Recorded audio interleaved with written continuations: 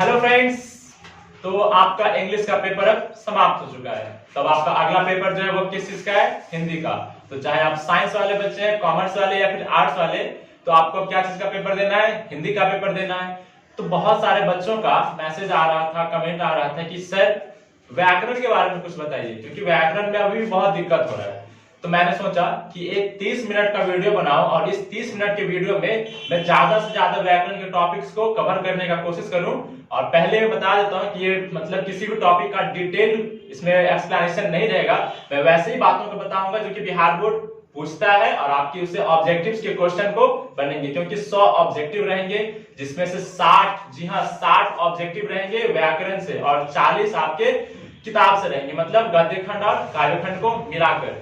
तो समझिए आपको 60 ऑब्जेक्टिव में से अगर ग्रामर में से अगर आप कम से कम 40 भी कर लेते हैं तो समझिए 40 उधर बन गया और 10 तो आप बना ही सकते हैं। तो चलिए इसमें हम लोग क्या क्या देखेंगे वो देखते हैं। सबसे पहले तो ये बिहार बोर्ड के बच्चों के लिए है जो एग्जाम अभी चल रहा है, इंग्लिश का उन्होंने दे चुका है। तो बिहार बोर्ड 2021 के विद्यार्थियों के लिए है और इसमें हिंदी और मैथिली के व्याकरण के बारे में बात किया जाएगा। मतलब मैथिली का जो व्याकरण होता है ना वो भी लगभग सेम ही है, तो इसलिए हिंदी और मैथिली दोनों के बच्चे इसको देखें। उसके व्याकरण में मैं बहुत ही इंपॉर्टेंट टॉपिक्स को बताऊंगा और जो 7 वस्तुनिष्ठ प्रश्न होते हैं उन पे आपका मुट्ठी में मतलब वो 60 क्वेश्चन आ जाएंगे। 60 में से कम 50 आप छोड़ दीजिएगा। तो चलिए वीडियो को शुरू करते हैं। तो देखिए दोस्तों, ये कुछ टॉपिक्स को मैंने बोर्ड पे लिख दिया है, ठीक है। और ये वही कुछ टॉपिक्स है, मेनली मैंने 10 टॉपिक्स को ही लिखा है जो कि बिहार बोर्ड बहुत ज्यादा फोकस करता है।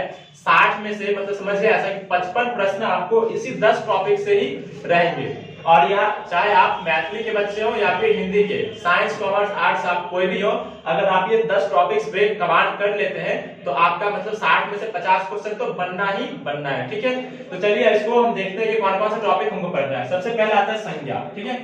संज्ञा के बारे में हम लोग पढ़ेंगे, सर्वनाम के बारे में पढ़ेंगे, कारक, ये तो बहुत ज्यादा मतलब मोस्ट वीवीआई है कारक का प्रश्न, समास, मतलब न जाने कितना प्रश्न समास से बिहार बोर्ड पूछा है। यह सब आप अपने मॉडल पेपर में भी देख लीजिएगा। मॉडल पेपर जो जारी किया था बिहार बोर्ड उसमें सेम इसी पैटर्न पे क्वेश्चन है, यही सब टॉपिक्स को लेके व्याकरण का प्रश्न पूछा गया है। विशेषण पे लिंग निर्णय, संधि, विलोम, पर्यायवाची और मुहावरा, ये 10 टॉपिक्स है। तो चलिए हम सबसे पहले अपना पहला टॉपिक को शुरू करते हैं, संज्ञा को। तो देखिए हमारा पहला जो है व्याकरण का टॉपिक वो क्या है? संज्ञा, ठीक है। संज्ञा से बहुत ज्यादा प्रश्न पूछे जाते हैं। तो सबसे पहले तो ये जानते हैं कि संज्ञा क्या है। तो किसी भी व्यक्ति, वस्तु, स्थान, जाति में तो दुनिया में कुछ भी जो हम आंख से देखते हैं ना सब क्या है? संज्ञा है, ठीक है। ये चौक संज्ञा है, हम संज्ञा है, आप संज्ञा है, मोबाइल संज्ञा है, बोर्ड संज्ञा, मतलब हर कुछ क्या है। हम आपको अच्छे लगते हैं तो अच्छा भी एक संज्ञा है, खराब लगते हैं तो खराब ही संज्ञा है। तो इसका बहुत सारा भेद होता है। तो सबसे पहला प्रश्न ऑब्जेक्टिव में जो आपको पूछेगा कि संज्ञा के कितने भेद है, ठीक। तो सबसे पहला तो आपको प्रश्न पूछेगा कि संज्ञा के भेद कितने हैं। तो संज्ञा के 1 2 3 4 5, जी हाँ सिर्फ 5 ही भेद है, आपको ज्यादा याद नहीं करना है। 5 भेद, तो पहला याद कर लीजिए, कॉपी में लिखिए संज्ञा के कितने भेद, तो 5 भेद। अब देखते हैं पहला कौन सा है। पहला है व्यक्तिवाचक संज्ञा, ठीक है। व्यक्तिवाचक संज्ञा कहने का मतलब किसी पार्टिकुलर, ठीक है। जैसे कि हम इस चौक के बारे में बात करें तो हम बोले ना कि यह मेरा पीला चौक है, तो यह मतलब उसके बारे में विशेष हम ध्यान आकर्षित कर रहे हैं, तो ये क्या हो जाएगा? व्यक्तिवाचक, मतलब विशेष व्यक्ति या फिर स्थान को संबोधित करे। जैसे बोलेंगे घर, सिर्फ बोले घर, तो घर कहने का मतलब क्या हो गया? सबका घर आ गया, मतलब घर में बड़ा घर छोटा घर सब आ गया। बोलेंगे कि मेरा घर कहने का मतलब क्या? किसी विशेष व्यक्ति का इंडिकेशन हो गया कि वह उस अमन का घर है या फिर वो किसी रोहन सोहन किसी का घर है, ठीक है। जैसे कि बोर्ड ही है, ठीक है, हम बोलेंगे कि मेरा बोर्ड है, तो मेरा बोर्ड है बोल दिए, मतलब क्या? एक विशेष बोर्ड हो गया ये। अब ये आ गया व्यक्तिवाचक में, सीधे हम एक वर्ड लिख दें कि सिर्फ बोर्ड, तो बोर्ड मतलब हर टाइप का बोर्ड उसमें आ सकता है। तो वह वही चीज देखिए, वही। अब ये पहला चीज हम समझ गए क्या होता है विशेष। जैसे कि हम बोल दिए यहाँ पे राम, हिमालय, ठीक है, इसका एग्जाम्पल है। मतलब अगर हम बोलते पर्वत तो पर्वत में सारा पर्वत आता है, यहाँ पे हम लिख दिए हिमालय, तो हिमालय कहने मतलब किसी विशेष पर्वत को हम आकर्षित कर रहे हैं। यहाँ पे हम राम लिखे कहने मतलब क्या? किसी विशेष आदमी को हम इंडिकेट कर रहे हैं। तो यही था पहला व्यक्तिवाचक। तो आपको प्रश्न कैसे पूछेगा? 4 ऑप्शन दे देगा, ठीक है, 4 ऑप्शन दे देगा और उसमें से बोलेगा कि इनमें से व्यक्तिवाचक संज्ञा को पहचाने। जैसे कि एग्जांपल लेते हैं, आपको देगा घोड़ा, कुत्ता, बिल्ली, सोहन।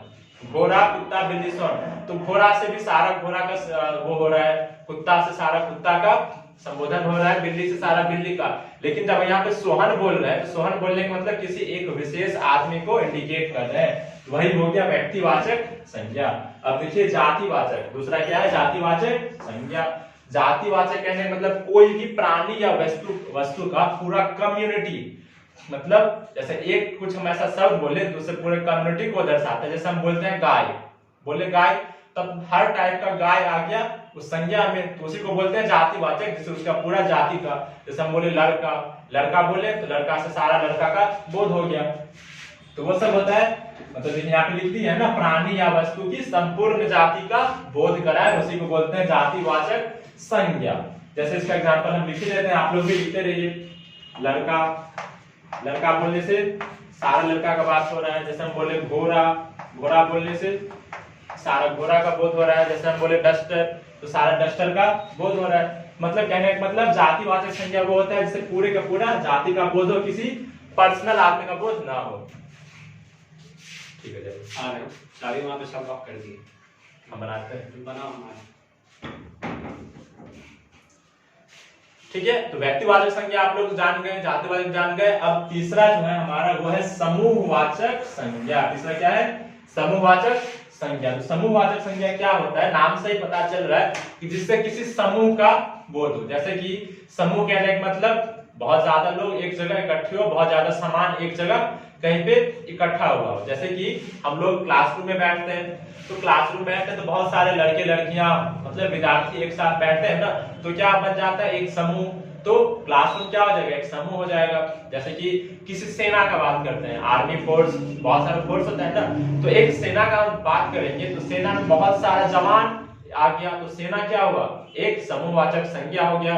जैसे कि चाबी का गुच्छा, ठीक है, चाबी का गुच्छा है, जैसे हम आपको दिखला रहे हैं, तो इसमें देखिए बहुत सारा चाबी है ना एक गुच्छा में, तो ये क्या बन गया? एक समूह बन गया चाबी का। तो इस चाबी का गुच्छा क्या होगा? एक समूहवाचक संज्ञा होगा। तो ऐसे बहुत सारा एग्जांपल है, तो आपको बस बात को समझना है और पकड़ना है एग्जाम में कि क्या होता है समूहवाचक संज्ञा। जैसे एक एग्जांपल हम लिख देते हैं, जैसे कि सेना, ठीक है, क्लासरूम, सेना हो गया, क्लासरूम हो गया, चाबी का गुच्छा, ठीक है, ये सब समूहवाचक संज्ञा होता है। और भी ऐसा बहुत सारा होता है, आप लोगों ने पढ़ाई होगा। अब देखिए अगला क्या है? अगला है भाववाचक। देखिए ये भी एकदम नाम से स्पष्ट है, भाव, ठीक है, जिससे कि किसी भी चीज का भाव उत्पन्न हो, अच्छा है कि बुरा है, टेढ़ा, ऊंचा, नीचा, मतलब कि कोई भी भाव, उसका धर्म के बारे में जब हम पता लगा रहे होते हैं किसी भी बात से, तो वो सारा संज्ञा किस में आता है? भाववाचक संज्ञा में। मतलब देखिए यहाँ पे क्या लिखा हुआ है? गुण या भाव को दर्शाए। वैसी संज्ञा जो किसी के गुण या भाव को दर्शाते हैं, उन सभी संज्ञा को क्या बोलते हैं हम लोग? भाववाचक संज्ञा। जैसे बोलेंगे मैं एक अच्छा लड़का हूं, तो यहाँ पे अच्छा जो आया क्या है? एक विशेषण है ना, लेकिन हम मतलब उसका भाव कैसा प्रकट किए? एक भाव बोल दिए, उसके मन में आ गया कि एक अच्छा है, मतलब एक भाव आ गया। जैसे बोलेंगे कि वह सुंदर है, तो सुंदर जो संज्ञा आया वो कौन सा? मतलब उसका भाव को हम बोले कि वह सुंदर है, वह ऊंचा है, नटखट है, वह ईमानदार है, वह बेईमान है। तो सब जितना भाव है जो कि हम आंख से देख नहीं सकते हैं, उसको सिर्फ महसूस कर सकते हैं, वो सभी संज्ञा को भाववाचक संज्ञा में हम लोग रखते हैं। ठीक है, तो भाववाचक संज्ञा आप लोग समझ गए होंगे। अब देखिए द्रव्यवाचक संज्ञा। द्रव्यवाचक संज्ञा क्या होता है? वैसा संज्ञा जिसको हम ऐसे गिन नहीं सकते हैं, ऐसे समझे अनकाउंटेबल। जैसे कि चावल हो गया ना, चावल बहुत सारा, चावल को आप गिनने बैठिएगा कब तक गिनिएगा? तो सब द्रव्य में आ गया। जैसे तेल, तेल को हम लोग क्या करते हैं? गिनते नहीं है, उसको मापते हैं। तेल हो गया, सोना हो गया, जिसको मापा या तौला जाए, ठीक है, जिसको मापा या तौला जाए, वो सभी संज्ञा को हम लोग द्रव्यवाचक संज्ञा में रखते हैं। जैसे कि सोना हो गया, चांदी हो गया, जितना भी किराना का आइटम हो गया, वो सब क्या मापते हैं, तौलते हैं। तो वो सब जितना भी हो गया जिसको हम लोग मापते तौलते हैं। तो देखिए यहाँ पे लिखा हुआ है धातु, वो क्या होना चाहिए? वो तो एक धातु, जैसे अभी बताया मैंने, सोना, चांदी, कॉपर, एल्यूमिनियम, तार वार सब जो सब होता है, ये सब धातु है। तो जितना भी धातु का सामान होगा सब द्रव्यवाचक में होगा। तो धातु वाला सब आएगा द्रव्यवाचक में। और द्रव तो पता है, द्रव मतलब लिक्विड, कहने का मतलब पानी हो गया, तेल हो गया, ये सब जितना भी पेट्रोल वगैरह है, ये सब क्या है? द्रव है। तो आपको अगर संज्ञा से क्वेश्चन पूछेगा तो यही बात पूछेगा, ठीक है। तो ये मैंने 2 मिनट मतलब 2 या 3 मिनट में जो संज्ञा की बातें बतलाई है कि संज्ञा क्या होता है, इसके कितने भेद होते हैं और कौन कौन इसके भेद में क्या होता है। तो आपको प्रश्न ऐसे पूछेगा, 4 ऑप्शन दे देगा, आप बताएं कि इनमें से समूहवाचक कौन है, इसमें से भाववाचक कौन है और द्रव्यवाचक कौन है। तो चलिए अब हम लोग संज्ञा को देख लिए, अब अगला देखते हैं हम लोग सर्वनाम क्या है। तो देखिए दोस्तों, अब हम लोग संज्ञा को अब हम सर्वनाम को देखते हैं। देखिए सबसे पहले तो ये जानिए कि सर्वनाम क्या होता है। सर्वनाम वो होता है जो कि हम संज्ञा के बदले यूज करते हैं, उसका उपयोग करते हैं। मतलब जैसे कि बोलूं कि रोहन विद्यालय जाता है, ठीक, और मैं बोलूं कि वह विद्यालय जाता है, हम रोहन को इंडिकेट कर रहे हैं वह के रूप में, ठीक है। रोहन विद्यालय जाता है या फिर बोले कि वह विद्यालय जाता है, बात एक ही है, लेकिन हम लोग वहां पे संज्ञा क्या था, रोहन। अब संज्ञा को चेंज कर दिया, वहां पे क्या बोल रहे हैं, वह, ठीक है। ऐसे तरह जो भी होता है, मैं, तुम, वह, यह सब क्या होता है, सर्वनाम होता है। मतलब वैसा वर्ड जो कि हम संज्ञा के बदले प्रयोग करते हैं, सब सर्वनाम कहलाता है। तो प्रश्न ये हो गया कि सर्वनाम के कितने भेद हैं, ठीक है। प्रश्न आपको पूछेगा कि सर्वनाम के कितने भेद हैं, तो सर्वनाम के 6 भेद होते हैं, ठीक है। सर्वनाम के 6 भेद होते हैं। कौन कौन सा होता है, पहला तो हो जाता है पुरुषवाचक सर्वनाम, दूसरा निश्चयवाचक, अनिश्चयवाचक, संबंधवाचक, निजवाचक और प्रश्नवाचक। अगर आपसे प्रश्न पूछेगा कि बताओ सर्वनाम के कितने भेद हैं, तो क्या बताना है, सर्वनाम के 6 भेद हैं। कौन कौन सा, पुरुषवाचक, निश्चयवाचक, अनिश्चयवाचक, संबंधवाचक, निजवाचक और प्रश्नवाचक सर्वनाम। तो ये पहला है मैं, हम, प्रथम पुरुष, उसके बाद तुम और आप जो है ये क्या है, मध्यम पुरुष, और वह, वे और ये क्या है, अन्य पुरुष। मतलब ये फर्स्ट पर्सन, सेकंड पर्सन और ये थर्ड पर्सन, ऐसे इंग्लिश में बोलते हैं ना।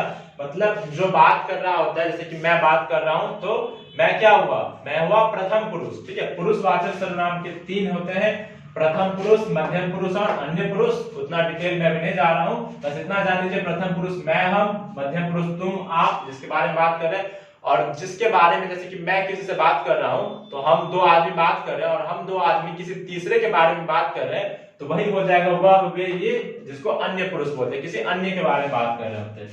तो ये तो हो गया पुरुषवाचक सर्वनाम।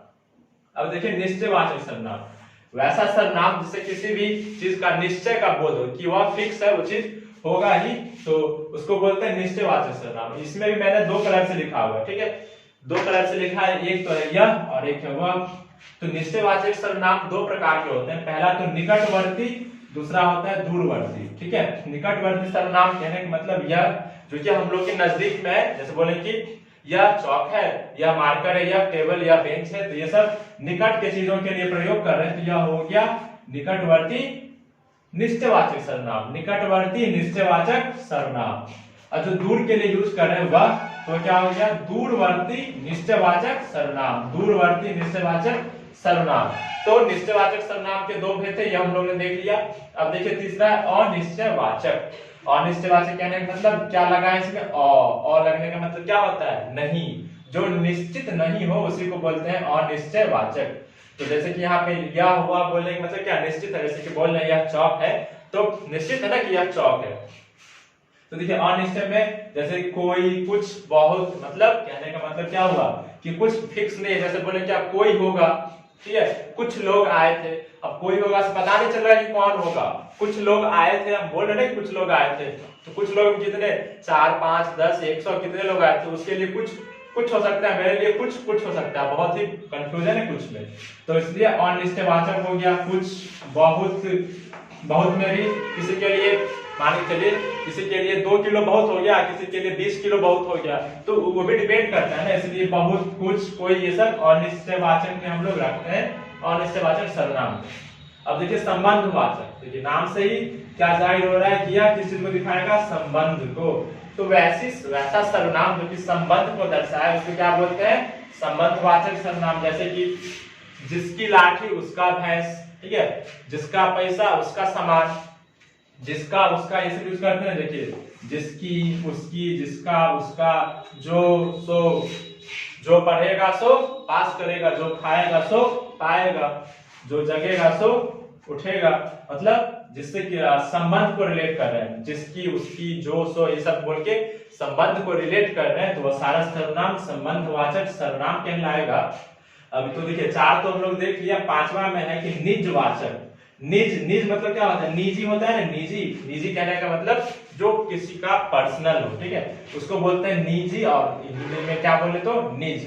तो निजवाचक किसी के भी पर्सनल चीज के बारे में बात कर रहे हो तो उसको निजवाचक सर्वनाम बोलेंगे। जैसे कि आप स्वयं, जैसे कि मैं बोलूंगा कि मैं अपने से ही खा लूंगा, तो उसका मतलब क्या? पर्सनल अपने बारे में बात कर रहे हैं कि मैं अपने से कर लूंगा, मैं खुद से कर लूंगा। कोई बोलेगा कि वह स्वयं कर लेगा उस काम को, तो वह, आप, अपने से, स्वयं, ये सब क्या हो गया? ये सब निजवाचक सर्वनाम हो गया। अब देखिए प्रश्नवाचक सर्वनाम क्या कहता है? प्रश्नवाचक से भी, इससे भी पता चल रहा है ना, प्रश्नवाचक कहने का मतलब क्या? प्रश्न पूछा जाए। जैसे कि तुम दिल्ली क्यों गए थे, प्रश्न पूछा है उससे, तो इसमें क्यों वर्ड को यूज किया, यहाँ पे क्यों लिखा होगा।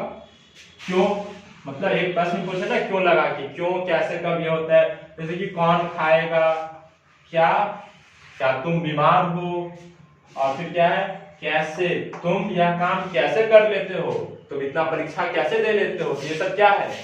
ये सब प्रश्नवाचक सर्वनाम है। तो सर्वनाम यही था। अब आगे बढ़ते हैं, अब देखते हैं तीसरे टॉपिक को। देखिए दोस्तों, अब हम कारक को बता रहे हैं, ठीक है। कारक क्या होता है? सबसे पहले तो कारक के कितने भेद हैं, यह बहुत बार पूछा भी है और पूछ भी सकता है। तो कारक के 8 भेद है, ठीक है। ये हमको विभक्ति चिन्ह के बारे में बताता है। जैसे कि ने, को, से, ये सब हम लोग लगाते हैं ना। जैसे कि मैं दरभंगा से दिल्ली जा रहा हूँ, वह उस, तुम रोहन को क्या दोगे, मतलब ऐसा करके सारा है। मैं एग्जाम्पल देखिए बताऊंगा। तो कर्ता के, कारक के 8 भेद होते हैं, जिसमें पहला क्या है, आप लोग याद भी किए होंगे। कर्ता ने कर्म को करण से, संप्रदान के लिए अपादान से, संबंध काके की अधिकरण में पर संबोधन हे हो अरे जी, ठीक है। ये क्या है? कारक है, जिसका इतना सा विभक्ति चिन्ह है।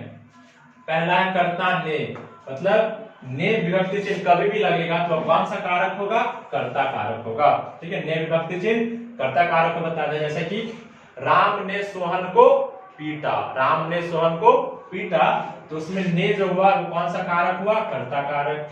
अब देखिए कर्म को, ठीक है, जैसे कि अभी यही वाला एग्जांपल देखिए, राम ने सोहन को पीटा, तो किसको पीटा? सोहन को। तो कर्म, तो को जो इसमें आया वो क्या होगा? कर्म कारक। फिर देखिए करण से, ठीक है, जैसे कि मैं रिक्शा से घर जाऊंगा, मैं रिक्शा से घर जाऊंगा, तो मतलब उस चीज में हम बैठ के जा रहे हैं, तो जिस चीज से जा रहे हैं वो क्या हुआ? से जो लगा, रिक्शा से, तो करण, ठीक है। और देखिए संप्रदान, संप्रदान क्या होता है? के लिए, तुम पढ़ने के लिए आए हो, तुम पढ़ने के लिए आए हो, तो के लिए तो क्या होगा? के लिए विभक्ति चिन्ह दिखेगा तो वो संप्रदान कारक होगा। फिर होता है एक अपादान, ये भी है से। तो देखिए यहाँ पे करण के पास भी से, अपादान के पास भी से, तो से का ये फंडा क्या है, ठीक है। तो से का फंडा यही है कि जब करण, ये से जब आएगा और किसी से जुड़ रहा होगा, मतलब किसी से जुड़ रहा होगा, ऐसे समझिए, ये जुड़ रहा होगा और ये हट रहा होगा, तो जो जुड़ रहा होगा वो होगा करण कारक, और जो हट रहा होगा, अलग हो रहा होगा, वो होगा अपादान कारक। जैसे कि मैं बताया कि रिक्शा से, मतलब हम रिक्शा में बैठ के जाएंगे ना, तो हम उससे जुड़ रहे हैं, तो ये करण कारक। अब अपादान, जैसे कि वह दिल्ली से आ गया, हम बोल रहे हैं वह दिल्ली से आ गया, मतलब दिल्ली को छोड़ दिया, ठीक है। वैसे भाव क्या है? दिल्ली को छोड़ दिया और आ गया, तो वो वाला जो से होता है, जिससे अलग होता है, पृथक होता है, उसको बोलते हैं अपादान कारक, ठीक है। तो ये हो गया कर्ता, कर्म, करण, संप्रदान, अपादान। अब देखिए क्या है? संबंध। संबंध मतलब संबंध स्थापित करे, जैसे का के की, ठीक है। जैसे कि वह उसका पति है, ठीक है, वह उसका पति है, तो उसमें का आया, यह का हुआ, के हुआ और की हुआ, ये सब क्या है? संबंध में। अधिकरण क्या होता है? में पर, ठीक है, में पर। मैं वर्ग में, मैं क्लास में पढ़ा रहा हूं, तो इसमें जो में आया क्या हुआ? अधिकरण हुआ, ठीक है। पर क्या होता है? अधिकरण होता है। क्लास में क्या होता है? संबोधन। संबोधन मतलब संबोधित जब करते हैं तो उसमें क्या क्या हे हो अरे अजी अहो ऐसे करके जो आता है बोलते हैं ना, हे राम अरे यार क्या हो गया, अजी सुनते हो, तो सब क्या है संबोधित करते हैं ना, तो ये सब संबोधन कारक हो गया। तो कारक में यही था, इसी से आपको कारक का प्रश्न सॉल्व हो जाएगा। अब हम लोग देखते हैं अगला। अब देखिए क्या है हमारा टॉपिक, समास। ठीक है, सबसे ज्यादा जो मैसेज और कमेंट आते हैं समास के लिए आता है। एक बच्चे ने मैसेज किया था, सर बंदूक की गोली से डर नहीं लगता है, समास से डर लगता है। मतलब इतना इसमें कंफ्यूजन होता है बच्चों को कि मतलब मत पूछिए। चलिए सारे कंफ्यूजन को अभी 2 मिनट में दूर करते हैं। तो सबसे पहला तो समास क्या होता है, तो समास 2 या 2 से अधिक पदों से मिलकर बना होता है। ठीक, पद, ठीक है, ध्यान से सुनिए, पद की बात कर रहा हूं, मतलब ऐसा समझिए 2 शब्द से मिलकर बना होता है। और संधि जो होता है, संधि क्या होता है, 2 अक्षर से 2 वर्ण से मिलकर बना होता है। जैसे कि विद्यालय जब बनाते हैं तो विद्या में आया और आले में आया, तो आ और आ क्या है, 2 स्वर है, 2 वर्ण है, तो वो 2 वर्ण का मेल होता है संधि में, और यहाँ पे 2 पद का मेल होता है। अभी एग्जांपल से ही आपको समझ में आएगा। तो समास क्या होता है, 2 पदों के मेल से जो बना होता है समास कहलाता है। क्वेश्चन ये भी पूछ सकता है कि जो 2 पदों से मिलकर बना है वह क्या होता है, तो वह समास होता है। समास के कितने भेद हैं, ठीक है, इसके लिए भी मतलब वो हल्ला होता है कि समास के कोई बोलता है 6 भेद, कोई 5, कोई 7। तो लोअर क्लास में कम होता है, लेकिन हम लोग के 12th क्लास में 12वीं का जब हम लोग परीक्षा देंगे तो इसमें जो समास का जो भेद पूछेगा ना, तो आपको बताना है कि 7 भेद होते हैं। ठीक है, समास के कितने भेद होते हैं, 7 भेद। अवयवीभाव, तत्पुरुष, कर्मधारय, द्विगु, बहुव्रीहि। ये क्या, बहुव्रीहि, ठीक है, बहुव्रीहि होता है द्वंद्व और नंद। तो ये सब समास का भेद है 7। तो 7 भेद को हम लोग देखते हैं। मेनली तो प्रश्न पूछता है ना कि कोई वर्ड दे देगा और आपको बोलेगा कि यह कौन सा समास है। ठीक है, तो ऐसे क्वेश्चन को हम लोग इस वीडियो से समझ के उसको सॉल्व कर लेंगे। तो पहला तो क्या है, अवयवी भाव समास। ठीक है, अवयवी भाव समास क्या होता है, तो अवयव जिसमें लगा हो, ठीक है, किस चीज से बना है, अवयवी। ठीक है, यानी कि जिसमें अवयव लगा हो वैसा सारा समास क्या होता है, अवयवी भाव समास कहलाता है। जैसे कि देखिए यहाँ पे मैंने एग्जांपल लिखा है प्रतिदिन, तो इसमें प्रति क्या है, एक अवयव है। जैसे कि एग्जांपल लिखा है यथाशक्ति, ये सब क्या है, अवयव है। तो मतलब ऐसा सारा शब्द, मतलब ऐसा सारा समास जिसके पहला पद है वो क्या है, अवयव लगा हो, तो सब क्या होता है, अवयवी भाव समास होता है। अब देखिए तत्पुरुष समास। तत्पुरुष समास वह समास होता है जब 2 पद से मिलकर तो समास बनता है, और उस दोनों पद के बीच में ना वो कारक जो मैंने अभी बताया, कारक की विभक्ति लुप्त रहती है। कारक का विभक्ति जो सब था ना, ने से, का के, की, में पर, हे हो अरे, ये सब कारक का विभक्ति था। तो ये सब क्या हो, लुप्त हो, मतलब छुपा हुआ हो, उसी सब को क्या बोलते हैं, तत्पुरुष समास। जैसे कि मैं अगर बोल रहा हूँ राजपुत्र, तो राजपुत्र कहने का मतलब क्या है, राजा का पुत्र, राजा का पुत्र, मतलब बीच में क्या आया, का। ठीक है, तो का क्या है, कारक है। पथ भ्रष्ट, पथ भ्रष्ट कहने का मतलब क्या, पथ से भ्रष्ट। ठीक है, जैसे कि यहाँ पे क्या, राजा का पुत्र, और पथ भ्रष्ट मतलब पथ से भ्रष्ट। तो इसमें ये जो से है लुप्त है ना, ये से, इसमें तो पथ भ्रष्ट में पथ से भ्रष्ट नहीं लिखा, डायरेक्ट पथ भ्रष्ट लिखा है। और यहाँ पे राजा का पुत्र में का नहीं लिखा हुआ, सीधे राजपुत्र लिखा है। तो वही सब समास, कौन सा समास होता है, तत्पुरुष समास होता है। ठीक है, तत्पुरुष समास क्लियर हो गया होगा। अब हम लोग देखते हैं कर्मधारय समास को। कर्मधारय क्या होता है, तो तत्पुरुष और कर्मधारय में बहुत ही कंफ्यूजन है रे बाबा, बहुत कंफ्यूजन होता है कर्मधारय में। तो देखिए सबसे पहला बात तो तत्पुरुष को क्लियर रखिए कि जिसमें कारक का विभक्ति लुप्त रहे वह सब क्या होगा, यही होगा राजपुरुष, राजपुरुष नहीं राजपुत्र, और पथभ्रष्ट कहने का मतलब तत्पुरुष समास। और कर्मधारय कहने का मतलब है, देखिए इसका कुछ भी मतलब नहीं जानना है, बस इतना समझिए, है जो, ये जिसमें लगा रहे, जिसमें छुपा हो, उसी को समझेंगे कौन सा समास, कर्मधारय। अभी ज्यादा नहीं, बस ट्रिक ही देखिए। जैसे कि देखिए नवयुवक, नवयुवक कहने का मतलब क्या, नव का युवक, नव का युवक नहीं, नव नया है जो युवक, नया है जो युवक। तो इसमें क्या आया, है जो आया ना, तो ये सब कौन सा होगा, कर्मधारय। शैलोन्नत मतलब शैलोन्नत मतलब शैल के समान है जो उन्नत, शैल मतलब क्या, पत्थर, मतलब बहुत ज्यादा विशाल। तो जो शैल है जो उन्नत, शैल है जो उन्नत, तो ये सब क्या हो गया, जिसमें है जो हमको दिखेगा वो सब गर्भधारय, ठीक है। तो गर्भधारय यही है, तो कंफ्यूज नहीं होना, जिसमें है जो दिखेगा वो सब क्या होगा, गर्भधारय होगा, और बाकी जो है जिसमें विभक्ति चिन्ह आएगा इसको तो रहने ही देता हूं, आप लोग को सारा स्क्रीनशॉट ले ही लेना है, ठीक है। कॉपी में लिखने का टाइम तो अभी होगा नहीं, पेपर है कल, तो सारा स्क्रीनशॉट लेके रखिएगा।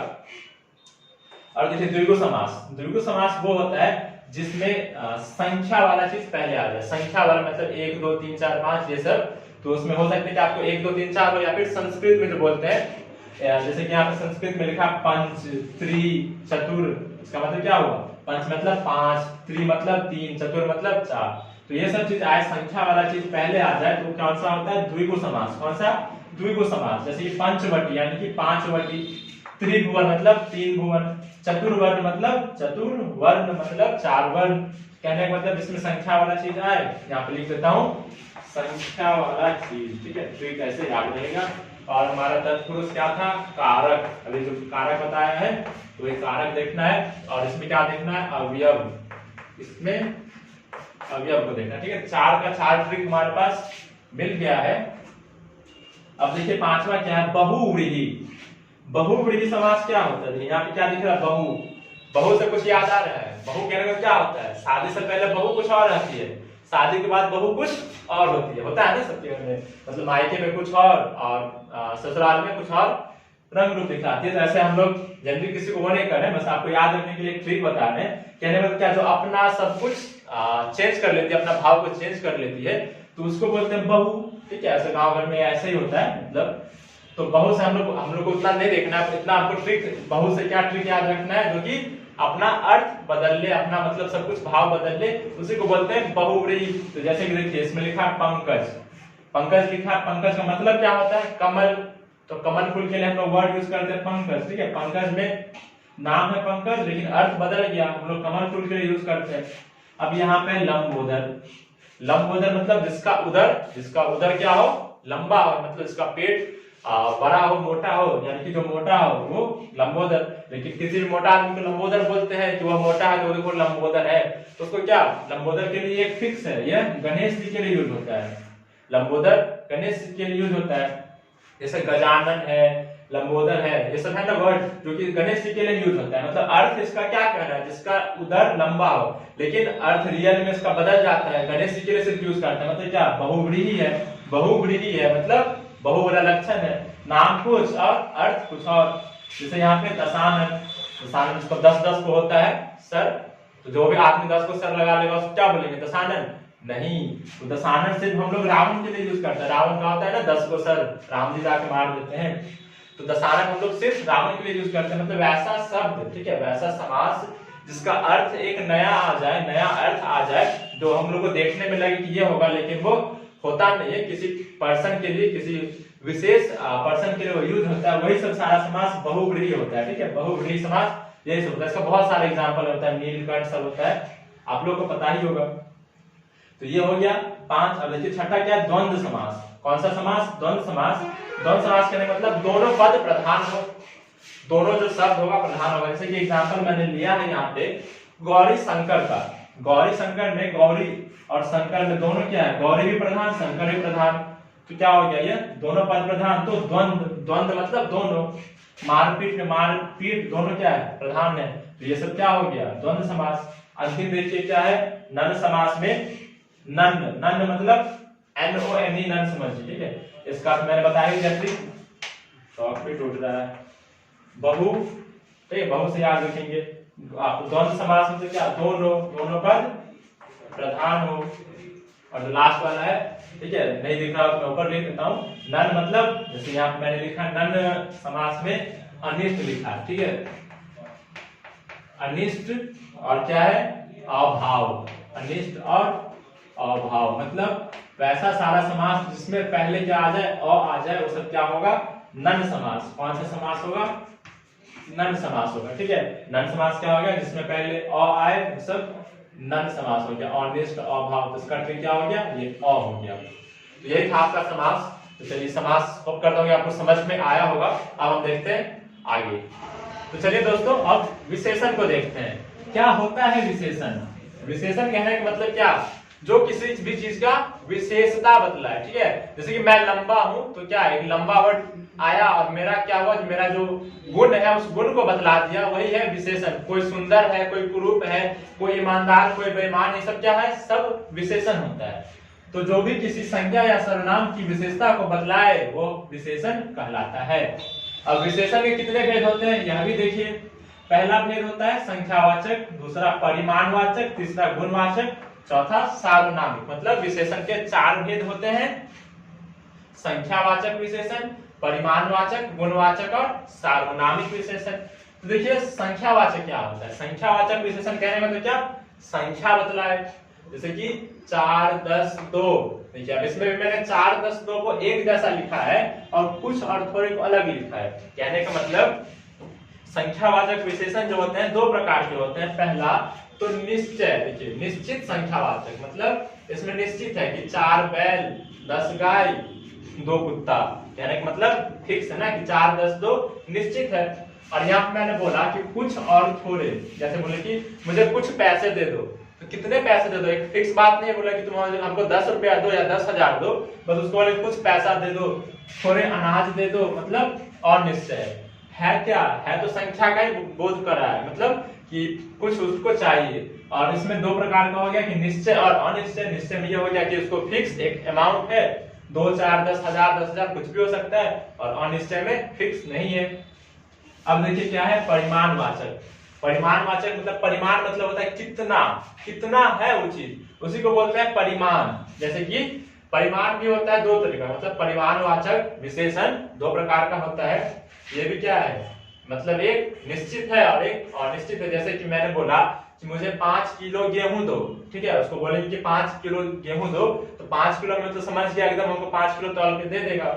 जैसे कि 4 गज कपड़ा, गज क्या है, मापते हैं ना, तो 4 गज कपड़ा तो हमको दे देगा 4 गज कपड़ा। अब यहाँ पे थोड़ा अनाज, अब किसी को लेके हमको थोड़ा अनाज दो, कुछ दूध दो, है तो ये भी परिमाण ही, किसी की मात्रा को बतला रहा है। और लेकिन इसमें फिक्स नहीं है, थोड़ा में कुछ में, तो ये हो गया अनिश्चित। तीसरा क्या, गुणवाचक। हम लोग ज्यादातर विशेषण में गुणवाचक का ही प्रयोग करते हैं। गुणवाचक में किसी भी संज्ञा या सर्वनाम का गुण को बतलाते हैं, उसका गुण क्या है। जैसे कोई गरीब आदमी, सुंदर स्त्री, अच्छा लड़का, ठीक है, ये सब कुरूप, ईमानदार, बेईमान, ये सब क्या है, गुणवाचक विशेषण है। चौथा क्या है, सार्वनामिका। सार्वनामिक कहने का मतलब वैसा विशेषण, मतलब वैसा सर्वनाम जिसको हम विशेषण की तरह प्रयोग कर लेते हैं, वो सारा सर्वनाम क्या हो जाता है, सार्वनामिक विशेषण हो जाता है। क्या हो जाता है, सार्वनामिक विशेषण। जैसे कि यह गाड़ी खराब है, बोलिए ना कि यह गाड़ी खराब है, तो यह गाड़ी मतलब उस गाड़ी के बारे में बताए कि यह गाड़ी, वह मतलब जैसे कि वह लड़का, ऐसे करके बोलना, तो एक तरह से वो भी क्या हुआ, विशेषण की तरह यूज कर दिए किसको, तो सर्वनाम को। ये क्या हो गया, सर्वनामिक विशेषण। तो ये था 4 विशेषण। अब आगे देखते हैं, चलिए अब हम लोग देखते हैं लिंग निर्णय। ठीक है, लिंग निर्णय एक ऐसा टॉपिक है जिसका अगर सिर्फ लिंग निर्णय पे हम वीडियो बनाए तो 2 घंटे का कम से कम वीडियो बनेगा। ठीक है, बहुत ही डीप नॉलेज होना चाहिए लिंग निर्णय के लिए। लेकिन फिर भी मैं जो बोर्ड से ज्यादातर पूछे जाते हैं, तो कुछ बेसिक जो ट्रिक है उसको मैं लेके आया हूँ। तो सबसे पहले तो 2 लिंग पूछेगा आपको, कि एक तो स्त्रीलिंग और पुल्लिंग। आपको जो पूछेगा ना, आप 12th में या फिर 10th में, तो फिर भी 10th वालों को भी पूछता है कि कोई वर्ड दे देगा और बताओ कि ये स्त्रीलिंग है कि पुल्लिंग, यह शब्द क्या है। हम ऐसे तो जानते हैं कुत्ता पुल्लिंग है, कुतिया स्त्रीलिंग है, लड़का पुल्लिंग है, लड़की स्त्रीलिंग है। लेकिन जब कोई ऐसा शब्द दे देता है तब कैसे पहचानेंगे कि वो पुल्लिंग है कि स्त्रीलिंग है। तो उसके लिए देखिए मैं लेके आया हूँ कुछ ट्रिक है, बस आपको उतना ही अभी पढ़ना है। बाकी डिटेल वीडियो मैं कभी बनाऊंगा, आप लोग कमेंट कर दीजिएगा अगर आप लोग को चाहिए रहेगा तो।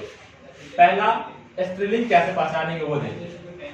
कोई भी तिथि रहे, ध्यान से, कोई भी तिथि रहे या फिर कोई भी भाषा रहे। ठीक है, तिथि कहने का मतलब जैसा होता है ना, तृतीया, एकादशी, पंचमी, मतलब ऐसा जब तिथि होता है, जैसे कि 20 तारीख और भी ऐसा करके वो महीना, ये सब मतलब तिथि से रिलेटेड जितना भी रहेगा और भाषा जितना भी रहेगा सब क्या होगा, स्त्रीलिंग। जैसे कि हिंदी, अंग्रेजी, उर्दू, मैथिली, ये सब क्या है, सब भाषा है। और सारा भाषा, मैंने एग्जाम्पल भी लिखा है, तृतीया, दूज, अंग्रेजी, ये सब क्या है, ये सब स्त्रीलिंग शब्द है। ठीक है, तो ये हो गया एक स्त्रीलिंग का। अब देखिए पुल्लिंग का। ठीक है, पुल्लिंग जिसके अंत में आव हो, त्व हो, पन हो, पा हो। वैसा शब्द जिसके अंत में आव हो, त्व हो, पन हो, पा हो। आव कहने का मतलब जैसे देखिए चढ़ाव, चढ़ाव में क्या है, यहाँ पे आव है तो क्या हुआ, पुल्लिंग शब्द। नारित्व में क्या है, त्व है तो क्या हुआ, पुल्लिंग शब्द। लड़कपन में क्या है, पन है तो क्या होगा, पुल्लिंग शब्द। बुढ़ापा में पा है तो पुल्लिंग शब्द। फिर देखिए अब एक देख लेते हैं स्त्रीलिंग का। किराना, क्या, किराना का सामान, मतलब किराना दुकान में जो भी सामान मिलता है वो सारा सामान, मतलब मैक्सिमम हम लोग किस चीज में रखते हैं उसको, किस कैटेगरी में, स्त्रीलिंग में। यानी कि किराना का सारा सामान आ जाएगा स्त्रीलिंग में। जो भी होता है जैसे मसाला हो गया, गरम मसाला सब, लौंग, इलायची, गेहूं, चावल, चीनी उनी, ये सब क्या आ जाता है, किराना का सारा सामान, स्त्रीलिंग शब्द। अब एक पुल्लिंग का देखते हैं। संस्कृत के अकारांत शब्द, मतलब वैसा संस्कृत का शब्द जिसके अंत में अ आता हो, अ आता हो। तो ऐसा शब्द तो आप मतलब सोचिएगा अ से खत्म होने वाला शब्द कौन सा होता है, तो होता ही नहीं है। आप लोग ये सोचिएगा, लेकिन होता है। देखिए डीप नॉलेज जिसको है हिंदी का, संस्कृत का, वो जानता होगा। इसके यहाँ पे वरदान लिखा है। अगर इसका मैं वर्ण विच्छेद करूं, मैं वर्ण विच्छेद करूं वरदान का, तो मैं सिर्फ दान का करता हूँ, ठीक है, दान का। तो इसको मैं क्या लिख सकता हूँ, द हलन जोड़ आ जोड़ नौ हलन जोड़ अ। मतलब अगर आपने बेसिक हिंदी पढ़ा है तो आपको पता होगा वर्ण विच्छेद क्या होता है। मतलब कहने का मतलब, यहाँ पे नौ कहने का मतलब नौ हलंत जोड़ अ, नौ हलंत जोड़ अ, यहाँ पे अ छुपा हुआ है। इसी तरह तिलक में अ छुपा है, भवन में अ छुपा है। मतलब वैसा शब्द जिसके लास्ट में अ आए, अकारांत शब्द, वो शब्द क्या होता है, पुल्लिंग होता है। ठीक है, अब देखिए खाने पीने के सामान, ठीक है, खाने पीने के सामान जो भी हम लोग खाते पीते हैं वो सारा स्त्रीलिंग होता है। वो सारा कौन सा होता है, स्त्रीलिंग। जैसे भी रोटी, चावल, जो भी होता है खाने का सामान सब, कुरकुरे, बिस्कुट सब, सबको हम लोग स्त्रीलिंग में रखेंगे। अब देखिए, अब इधर एक देखते हैं तो प्रत्यय। प्रत्यय मतलब जो बाद में आए। जैसे कि देखिए गणित में क्या है, तो, गीत में क्या है, तो, स्वागत में क्या है, तो। ऐसा बहुत सारा दुनिया में वर्ड है जिसके अंत में तो आते हैं। तो जिस सब के अंत में तो आएगा उस सबको हम पुल्लिंग में रखेंगे। किस में रखेंगे, पुल्लिंग में। अब फिर देखिए ख, ठीक है, मैं दिख नहीं रहा तो मैं बोल देता हूँ कि जिस शब्द के अंत में ख आए, ख, वो सब क्या होता है, पुल्लिंग शब्द होता है। जैसे कि मुख, सुख, दुख, ये सब क्या है, पुल्लिंग शब्द है। ठीक है, यहाँ पे लिखा हुआ है मुख, सुख, दुख, ये सब पुल्लिंग है। अब यहाँ देखिए नदियों के नाम, नदियों और सरिताओं के नाम जो होते हैं, पर्वतों के नाम, वो सब स्त्रीलिंग में आते हैं। नदी के नाम जैसे कि गंगा, ब्रह्मपुत्र, यमुना, ये सब नदी है। सारण नदी आ जाएगा किसमें, स्त्रीलिंग में। तो ये था कुछ बात लिंग निर्णय का। अब हम लोग आगे देखते हैं। ठीक है, अब देखते हैं संधि को। संधि क्या होता है, अभी मैंने बताया था कि समास क्या होता है, दो पदों का मेल होता है। और संधि क्या होता है, दो वर्णों का मेल होता है। ठीक है, दो वर्ण मिलते हैं। तो संधि तीन प्रकार के होते हैं। संधि तीन प्रकार के होते हैं। पहला स्वर संधि, दूसरा व्यंजन संधि और तीसरा विसर्ग संधि। स्वर संधि के भी 5 प्रकार होते हैं, तो उतना भी हम नहीं डीप देखेंगे डीप में। पहले तो देख लेते हैं कि स्वर संधि क्या होता है। तो दो स्वरों के मेल से, देखिए यहाँ पे क्या है, आ लगा है, आ क्या है, स्वर। और यहाँ पे मतलब कम से कम एक स्वर होना ही चाहिए। और लाप में क्या है, ल, यानी कि एक स्वर यहाँ पे दिखा ना, तो क्या हो गया, स्वर संधि। जैसे यहाँ पे विद्या में आ और आ, तो एक यहाँ पे क्या है, स्वर है, और एक यहाँ पे क्या है, स्वर है। जहाँ पे दो स्वर है उसमें क्या हो जाएगा, स्वर संधि। वार्ता जो लाप बना, वार्तालाप। विद्या जो लाल है, विद्यालय। अब देखिए व्यंजन संधि। व्यंजन में क्या होता है, कम से कम एक व्यंजन होना ही चाहिए। जैसे कि यहाँ पे देखिए सत जोड़ गति, तो यहाँ पे क्या है, एक व्यंजन है, और यहाँ पे भी व्यंजन ही है, तो व्यंजन संधि हो गया। सत जोड़ गति, सदगति बना। अब क्या है, जगत जोड़ नाथ, तो यहाँ पे क्या है, व्यंजन है, और नौ भी यहाँ पे व्यंजन ही है। जगत जोड़ नाथ, जगन्नाथ। ठीक, ये हो गया व्यंजन संधि। और है विसर्ग संधि। विसर्ग संधि कहने का मतलब ये जो है ना, दो बिंदु, उसी को बोलते हैं विसर्ग। नीम जोड़ चय, दू जोड़ चरित्र। मतलब विसर्ग के बाद या तो स्वर आए या तो व्यंजन आए, तो सारा संधि क्या हो जाएगा, विसर्ग संधि। तो नीम जोड़ चय निश्चय बना, और दू जोड़ चरित्र दुश्चरित्र। तो इतना बेसिक चीज है, आप ये समझिए। और संधि पे भी बहुत लंबा वीडियो बनेगा, क्योंकि बहुत डिटेल नॉलेज होता है संधि का। तो अभी आप तब तक कितना देखिए, आपके एग्जाम में क्वेश्चन जो आएगा वैसे से आएगा। और कुछ और भी आपके बुक्स में है ना, संधि के, संधि विच्छेद के प्रश्न, आप उसको देख लीजिए एक बार, तो और ज्यादा क्लियर हो जाएगा। अब हम लोग आगे देखेंगे। देखिए आगे जो है हमारा विलोम शब्द, पर्यायवाची शब्द और मुहावरा।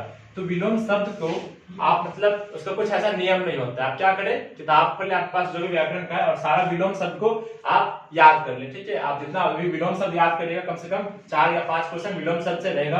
यहाँ पे या तो विलोम रहेगा या फिर क्या रहेगा, विपरीतार्थक शब्द। ठीक है, तो आप कंफ्यूज नहीं होना है। और पर्यायवाची शब्द मतलब विलोम मतलब क्या होता है, उल्टा, जैसे अच्छा का बुरा, ऊपर का नीचे। और पर्यायवाची मतलब होता है समानार्थक शब्द, मतलब अर्थ एक ही हो लेकिन शब्द अलग अलग हो। जैसे कि जल का क्या होता है, जल बोलिए, पानी बोलिए या फिर नीर बोलिए, बात एक ही है।